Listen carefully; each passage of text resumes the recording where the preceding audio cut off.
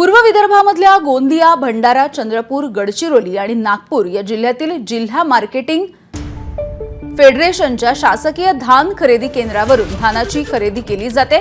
आतापर्यंत या पाचही जिल्ह्यामध्ये जवळपास 35,000 शेतकऱ्यांनी 12 लाख क्विंटल धानाची विक्री केलेली आहे। या धानाची एकूण किंमत 284 कोटी रुपये आहे। मात्र धान खरेदी केंद्र सुरू होऊन आता महिनाभराचा कालावधी उलटला तरी सुद्धा पोर्टल अपडेट झालं नाहीये, त्यामुळे शेतकऱ्यांचे चुकारे थकलेले आहेत। मात्र नवीन सरकारनं याकडे लक्ष द्यावं अशी शेतकऱ्यांची मागणी आहे।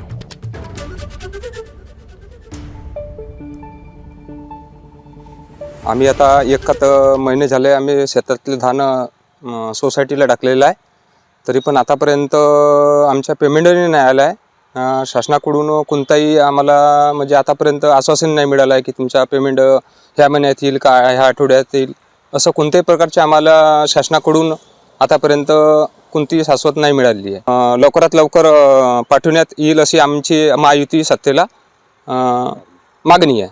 जे आम्ही आधारभूत धान केंद्रावर आम्ही धानाची विक्री केलेली आहे, पण त्या धानाच्या आतापर्यंत चुकारे भेटलेले नाही आहेत। त्याकरिता आमचे जे शेतकरी आहेत ते आता विचारे थोडेसे अडचणीत आलेले आहेत। सरकारांचं आम्हाला विनंती आहे की त्यांनी कृपया करून शेतकऱ्यांना त्वरित लवकरात लवकर ते चुकारे त्यांचे प्रदान करण्यात यावे आणि शेतकऱ्यांच्या समस्या ज्या आहेत त्या सोडवण्यात याव्या, एवढी माझी विनंती आहे सरकारला।